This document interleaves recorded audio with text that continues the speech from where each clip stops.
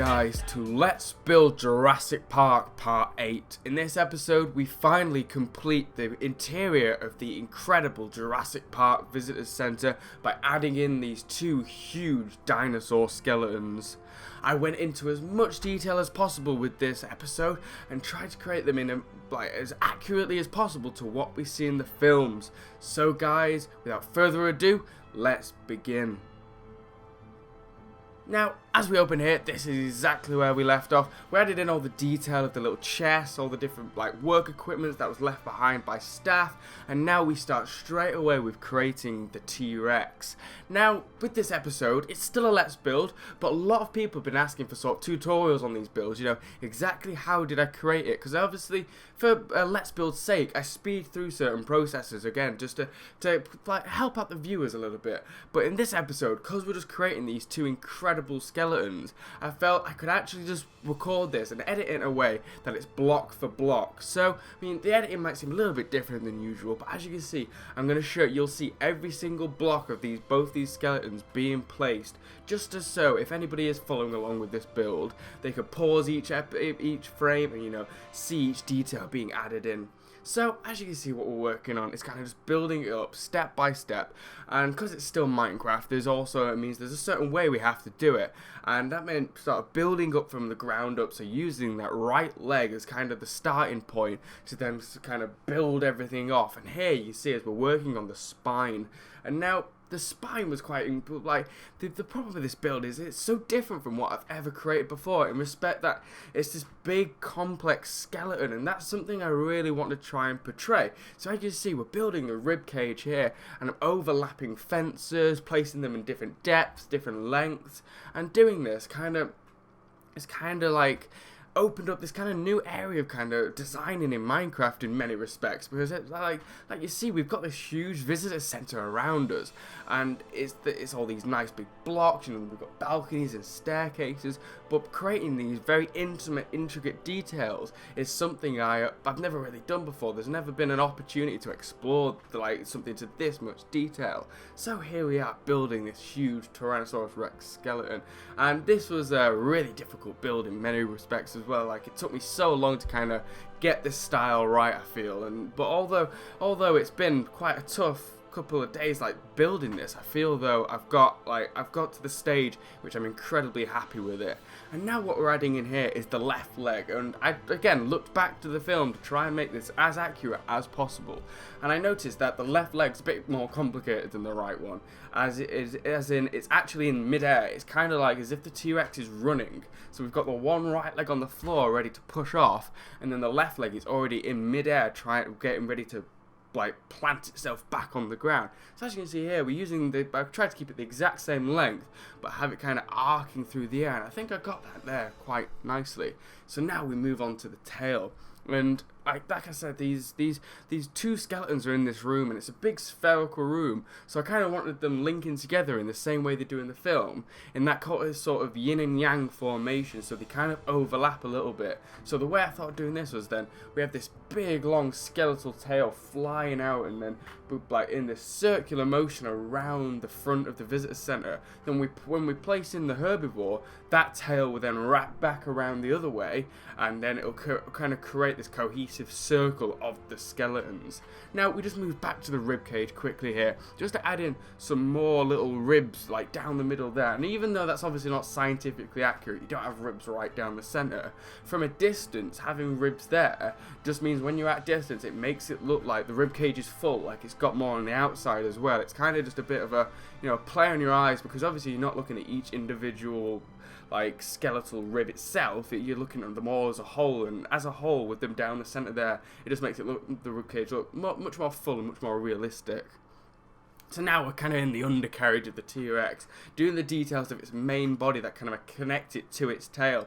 So I kind of want to fill that area out as well, and make that look bony and full of make it, again, keep that realism kind of intact, really. Now what we're going to move on to is those tiny little arms the T-Rex has, those notoriously small arms. Now this was actually quite a simple process actually. So in the same way we built that undercarriage, we're now bulking up the front of the T-Rex, making that look strong, and as if you could have two arms falling from it.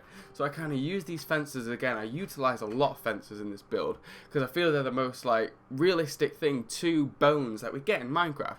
And just having two little fences like this at the bottom, look at those. I think they work really well as little arms. And now we have the main body complete, and it's time to work on that Tyrannosaurus Rex head. Now, because we're crammed into this room here, like I had to do quite a bit of refinement on this build and kind of make sure it did fit into it. And obviously, and then like to make the T-Rex kind of to scale of the Minecraft characters as well, which meant the head was incredibly difficult to try and replicate that style of the iconic T-Rex. So this skull was actually probably the most difficult bit for me. So as you see, we're going a bit slower here, just making sure we place every block in exactly the right way to try and give it features. Like I wanted this dark, like yellow glowing eye, like even though obviously a skeleton doesn't have a yellow eye, I feel it looks quite nice just through there to have that kind of bit of like identification, like you can see where the eye hole is with this, you know, that sort of thing. So we're building up this big bony hair because obviously the T-Rex is full of muscle and that kind of stuff, so we expect this big strong skeletal structure. So then adding in fences again as rows of teeth, I kind of build up that style. Now what's interesting as well, before building these builds and obviously the release of Jurassic World, I actually read the books, and the books were both incredible for the Lost World and Jurassic Park. And what's actually interesting about the books is that there's no skeleton in the middle of the visitor center. It's actually an animatronic T-Rex. So in many respects, I feel the way I'm building up this T-Rex kind of embodies that animatronic nature as well, in the fact that it's this big kind of clunky kind of skeletal. Still, it looks skeletal, but in many ways you can look back at it and it's kind of seeing that animatronic nature there as well.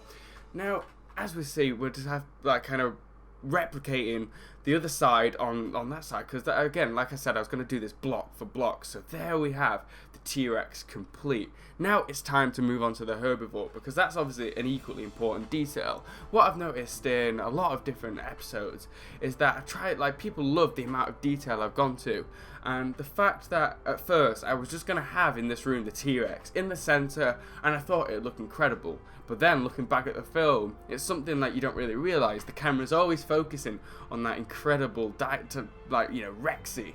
But there's actually a herbivore in there as well. There's two skeletons in that room. So I thought, right, people like the amount of detail I've gone to.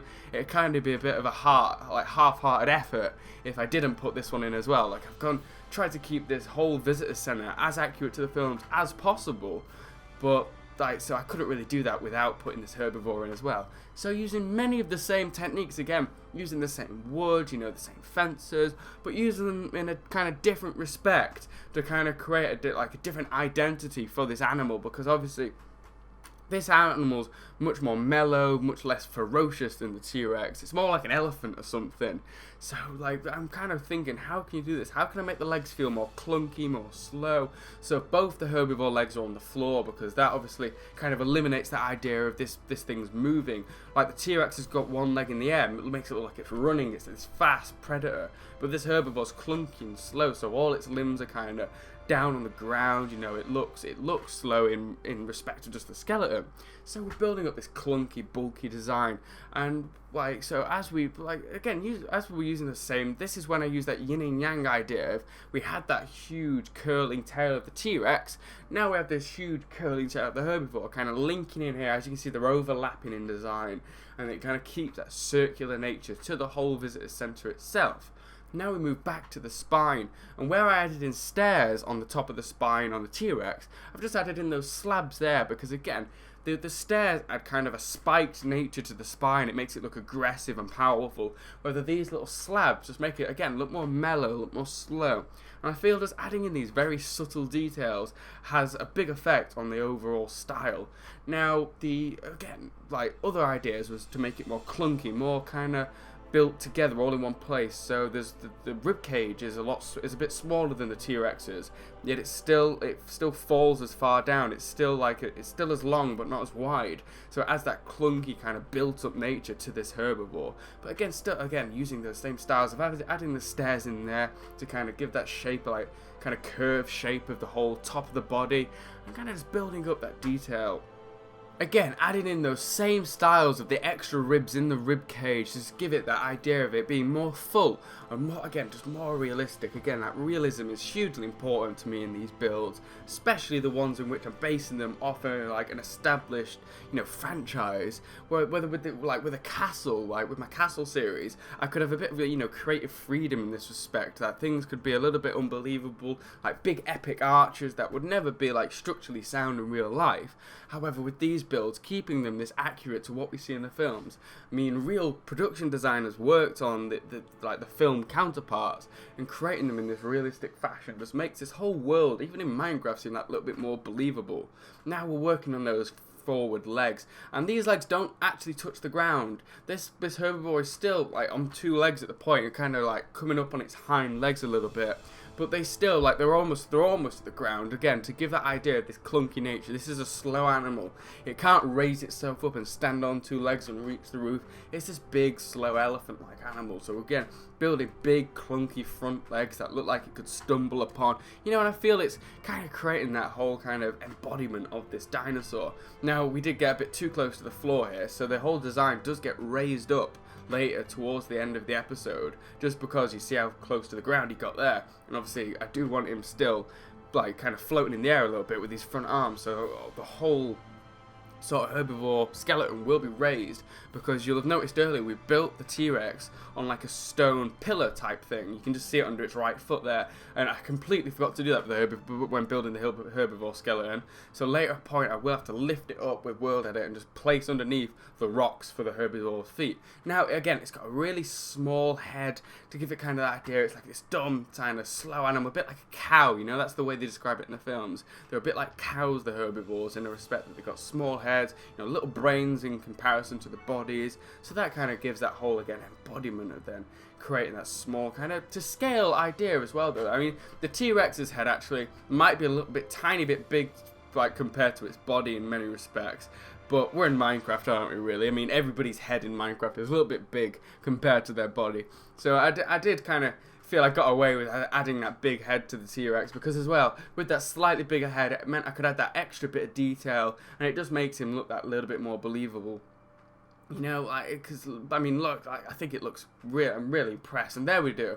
Here, that's when we actually raise up the herbivore. Now we're adding in the rocks here. As you can see, we raised them up by 2 blocks, so we could add this big rock formation beneath him, which again is accurate to the films. It's looking back at those final scenes of the film and seeing how it's built up, and then both legs of the herbivore are actually stuck to this kind of rock formation. So I felt, again, building that in was incredibly important. And then you can see he's been raised up nicely, and we come out here and I actually raised them both, the T-Rex up slightly as well. You notice the rock under the T-Rex's foot is now slightly bigger, but so it kind of means that when we're stood down here, we can still see beneath both the skeletons. Now, one final detail just add in here is those quick scaffolding, and you remember that scaffolding is when all the kids and Dr. Grant and Ellie Sattler climb out of the command center, they come down that scaffolding and dive onto the skeletons of both dinosaurs. And now, guys, we have come to the end of this Let's Build the Jurassic Park Visitor Center by completing both of these skeletons. As you can see, they're there in their epic nature, curling around this epic interior of a visitor center. And now we can finally move on to some new fantastic Jurassic Park Let's Builds. Now what's interesting out here, it's just, again, I showed you exactly block by block nature of that build, and these are the first practice ones. So this is the first iteration of the T-Rex. This one's a bit bigger, a bit clunkier, and wouldn't fit in there. So then I had to refine the design, and this is the one you've just seen me build. This second T-Rex is the one I just built in there, because it's a little bit smaller and it fits into the room much better. As you can see, we've cleared that out now, because this is our visitor center complete. We have that epic thatched roof, all this detail and design we put into those exteriors has kind of been completed now, in the respect that we've now also done the interior to match it. We have the skeletons in there, we have the epic balconies, so now we can move on to different areas of the park, dinosaur paddocks, that sort of stuff. And especially I want to move on to a couple of Jurassic World Let's Builds, because I think those could be incredibly fun. So you see the raised up dinosaurs on those stone sort of pillars, means we can still see all the detail of the ground floor, but as well with them being raised up, when we come up to that second floor, you can still have a really good view of both dinosaurs. So guys, we've completed the visitor